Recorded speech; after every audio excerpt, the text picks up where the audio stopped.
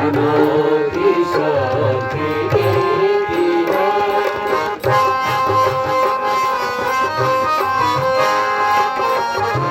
हमारी याद कस्तूरी है जिसने रंगों में पाल श्री बंडारू दत्तात्रेय जी का स्वागत करते हैं, अभिनंदन करते हैं। डॉक्टर भीमराव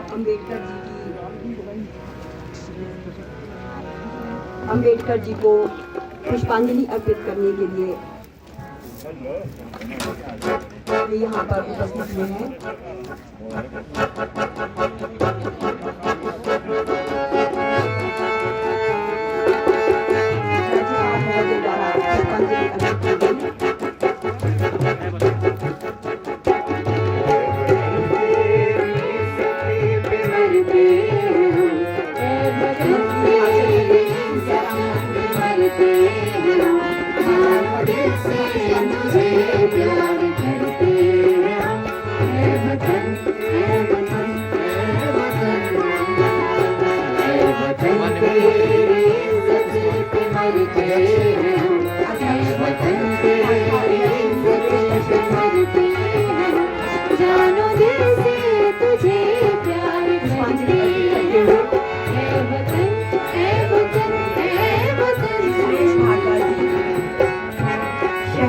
ग्रामीण विकास मंत्री जी माल्यार्पण करते हुए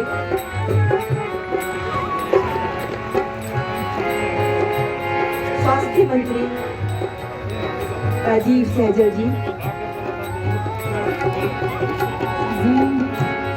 पुष्पांजलि अर्पित करते हुए आने के विधायक श्री किशोरीलाल जी पुष्पांजलि अर्पित करने वो बुराती रहे मौत के सामने वो बुराती के अध्यक्ष पुष्पांजलि प्यार के गीत गाती रहे एक तलवार की नोक पर मगर हम तेरे प्यार के गीत गाते कोई बदलाए तो किससे डरते कोई बदलाए तो किससे डरते हम ऐ वतन ऐ वतन ऐ वतन करते हुए तेरी तस्वीर में रंग भर देंगे हिमाचल प्रदेश के रंग भर देंगे हम कैलेंडर का विमोचन करवाने के लिए विनम्र निवेदन। कैलेंडर का अनावरण बाबा साहब अम्बेडकर जी जी आज डॉक्टर बाबा साहब अम्बेडकर का जन्म दिवस है। बाबा साहब अम्बेडकर बहुत गरीब और दलित परिवार में जन्म लेने के बावजूद उन्होंने देश में सबसे बड़ा एक महान नेता बने। इसीलिए उनकी जो शिक्षा थी, शिक्षा ने जो है उन्होंने 3 डॉक्टरेट जो है प्राप्त करे ऐसा महान नेता थे। उनकी शिक्षा के लिए गरीबी कभी हार में नहीं आई। गरीबी में भी उन्होंने अपना जीवन में संघर्ष किया और सारे देश के जितने भी जो विकसित लोग हैं, दलित है, पिछड़े हुए लोग हैं, महिला है, ऐसे लोगों के लिए उन्होंने संघर्ष किया और देश की एक बहुत बड़ा देन उन्होंने अपने को दिया है। वो है हमारा संविधान। हमारा संविधान का निर्माता भी है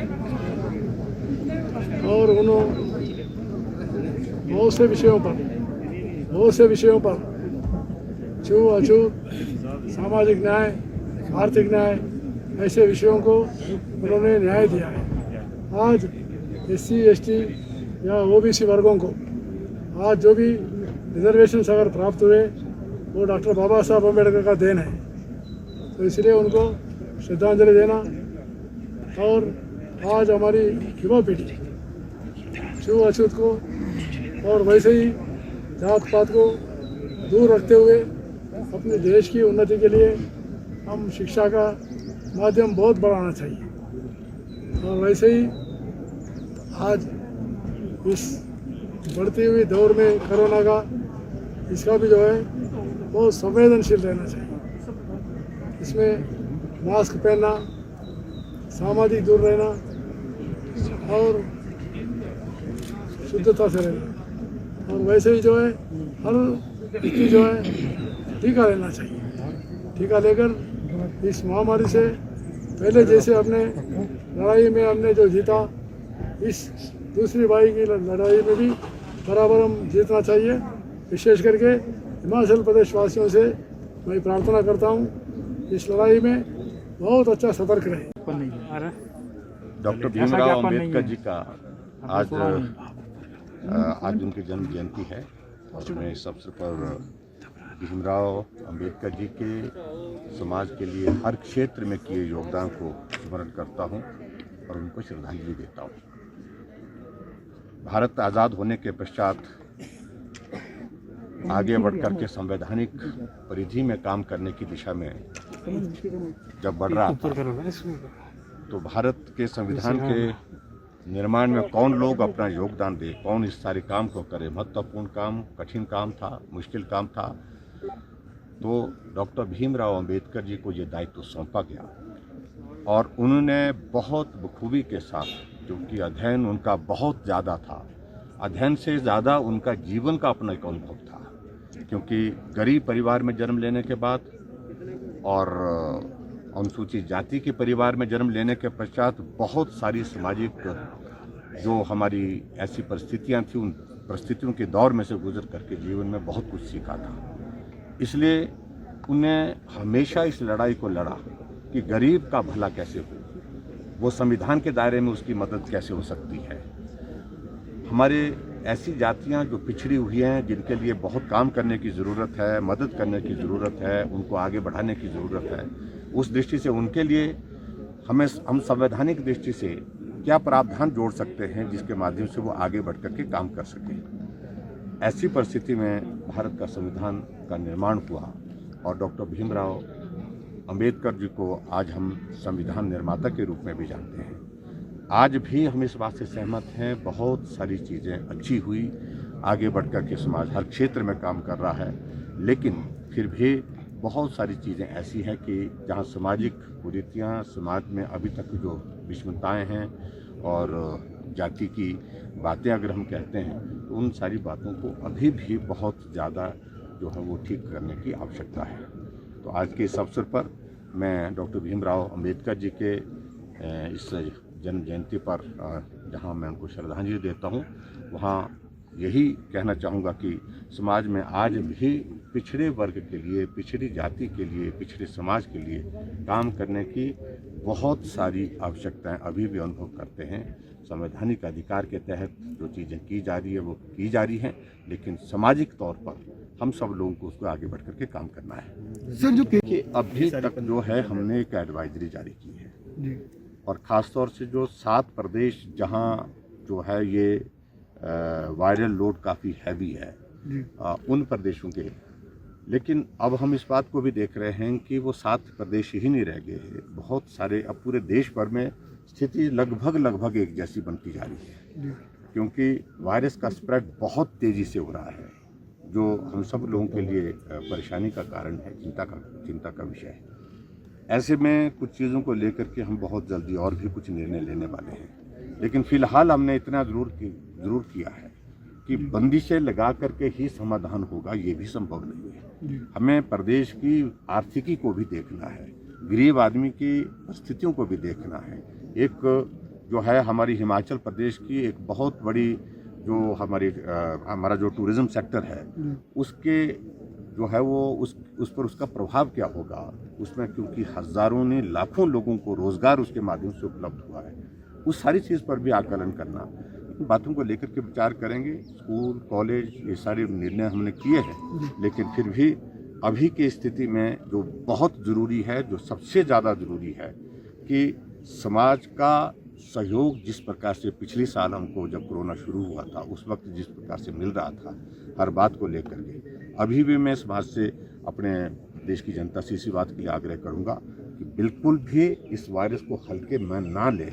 ये वायरस बहुत तेज़ी से फैल रहा है और पिछले साल की तुलना में मृत्यु दर में भी काफ़ी बढ़ोतरी हुई है। ये चिंता का विषय है, इसको गंभीरता से लें। इसलिए सोशल डिस्टेंसिंग, सामाजिक दूरी के साथ साथ में ये मास्क पहनना और जो हमने जो गाइडलाइंस दी हैं उन सारी चीज़ों का पालन करें। चेकिंग कहाँ होगी इस बात देखिए, एक तो बाहर से जो लोग आएंगे उनके लिए होटलियर एसोसिएशन के साथ हमने जो SOP जो उनको दिया गया है उसके तहत ऑलरेडी प्रोविज़न है। जब वहाँ पर आएंगे तो उन सारी चीज़ों को देखेंगे, किसी को सिम्टम्स तो नहीं है, इमीडिएटली डॉक्टर से वो उनको लिए सैंपल लेने के लिए कहेंगे। ऐसी परिस्थिति में जहाँ दूसरे प्रदेशों से आए तो उनसे उनका वो भी चेक करें, सुनिश्चित करें कि भी वो जो 72 आवर्स की हमारी कोविड की जो हमारी जो रिपोर्ट है वो उनके पास उपलब्ध है। ऐसी सारी चीज़ों को लेकर के हम प्रयत्न करें और वहाँ पर जो कामकाज करने के लिए जो स्टाफ है सारा वहाँ होटल में, उसके लिए भी हमने जो SOP तय किया है उस SOP के तहत ही वो लोग काम करें। और मैं उम्मीद करता हूँ कि ये वायरस का दौर जब थमेगा तो निश्चित रूप से जो है वो एक सामान्य जीवन की ओर हम बढ़ेंगे। उनके लाने की व्यवस्था इसलिए करनी पड़ रही थी अलग से हमको, क्योंकि लॉकडाउन था और हिमाचल प्रदेश में जो प्रवेश जो है वो रिस्ट्रिक्ट किया था, हमने काफ़ी रिस्ट्रिक्ट किया था क्योंकि बॉर्डर पर ही क्वारंटीन करने की उस वक्त व्यवस्था की गई थी।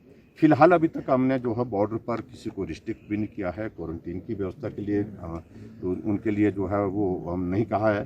तो ऐसी सूरत में जो आना चाहता है वो आए, लेकिन आ करके मैं इतना ज़रूर चाहता हूँ कि जो ऐसे स्टेट से आ रहे हैं जहाँ हैवी लोड है वायरस का, वो कम से कम घर पहुँच करके अपने आप को क्वारंटीन करें, अपने आप घर में क्वारंटीन। इसमें सबके सहयोग की आवश्यकता है। घर में 5-7 डेज के लिए क्वारंटीन अपने आप करें और उसके बाद फिर वो अगर सामान्य होता है, इन्फेक्शन नहीं होता है, उनको वायरस नहीं है तो निश्चित रूप से सामान्य होकर के काम करें। सर वैक्सीनेशन की अगर बात करें जो बाहर से टूरिस्ट आ रहे हैं तो यहाँ पे भी चाहे उनको वैक्सीनेशन लगाई जाएगी सर? नहीं, देखिए वैक्सीनेशन की प्रायोरिटी तो जो हिमाचल प्रदेश के हमारे जो यहाँ के लोग हैं वो है टूरिस्ट के लिए, उनका स्टेट अपना है, वहाँ पर भी वैक्सीन हो रही है और पूरे देश भर में हो रही है। तो ऐसी सूरत में हमारी प्रायोरिटी तो ये है कि जो हिमाचल के निवासी उनके लिए करें।